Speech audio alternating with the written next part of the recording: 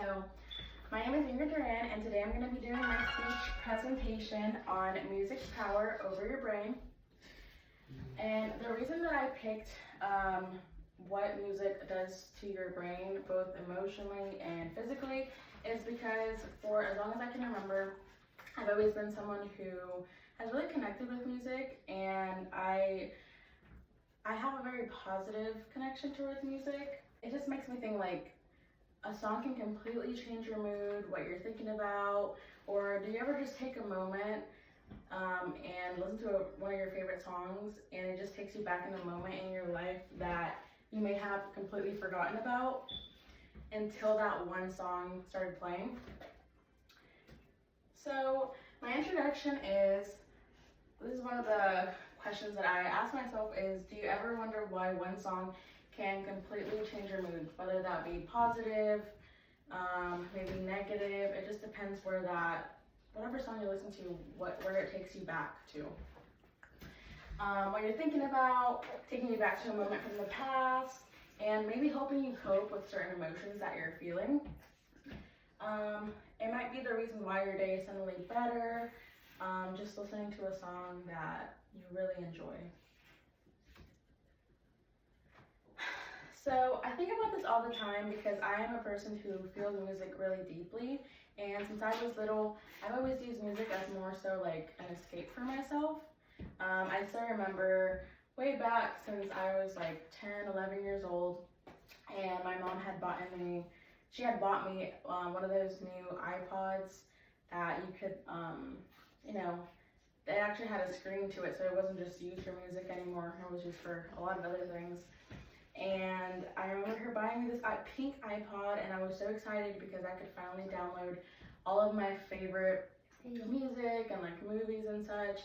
But I was a really big Directioner at the time. I really liked One Direction and like Taylor Swift. And as a kid, I went through a lot of different things growing up, so it was just really nice knowing that I had this little iPod that I could take to school, on the bus, on the weekends if I was going out to be with my family, and I could just put my headphones in or my earbuds and just listen to whatever music I wanted, and it kind of was just like my own escape from everything else. So that really helped. It's a very positive memory that I have growing up. It was the first time I realized that I could completely be in my own world by just plugging in my headphones. And music really has just always been there for me. Music also induces better moods, and it helps forge social interactions. So you could be listening to music by yourself in your room, some of your favorite bands or artists, and it does help forge social interactions with people that you may not even know. For example, when you go to concerts, you go to these concerts and it's a whole group of people that you don't even know connecting with an artist that, probably means a lot to you. And our brains are wired from birth to connect music to positive feelings. So this has been something, I think music was used for communication way before language started being a thing. So it does have biological and evolutionary roots. It used to help tribes communicate. Our Stone Age ancestors used music as a way of survival. So the music effects on brain and emotion. Music does help with emotional regulation. It can trigger neurological changes like dopamine and endorphins, social connection and self-expression as well, and it helps people come together, like I had just mentioned, the concerts. Growing up, concerts was always one of my favorite things to do, to go see my favorite artists, because I could go with my friends and we could all just have a really good time listening to the music. That probably helped us in many ways. So I started looking more into this and what actually happens when we listen to a song that makes us feel so much.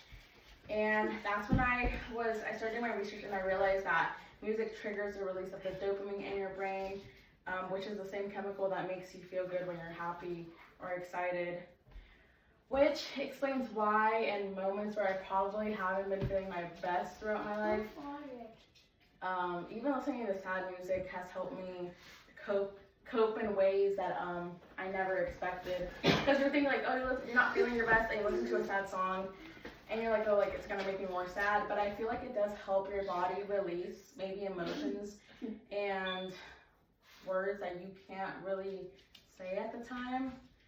But it does in the moment. Just listening to the music helps your body process and heal in a way, at least for me. So I had to watch the video on YouTube, and the title of it was music's power over your brain. And it explained how music doesn't just change your mood. So this music explained how music helps your mind and your emotions connect in a way unlike any other thing. It showed how certain songs that you listen to can light up parts of your brain linked to memory, emotion, and motivation. So it kind of helps us process our emotions in a way that maybe words fail to do at the time. Jace. And it also lowers your cortisol, so it just helps so many things.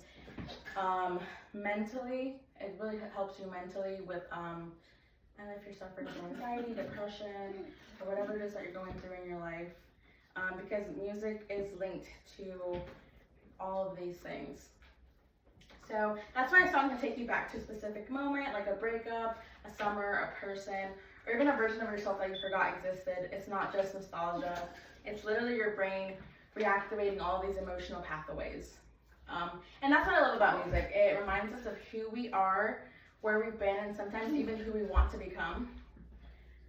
It has connected biology, emotions, and communication since the ancient times, and the next time a song hits you, let it remind you how human you are.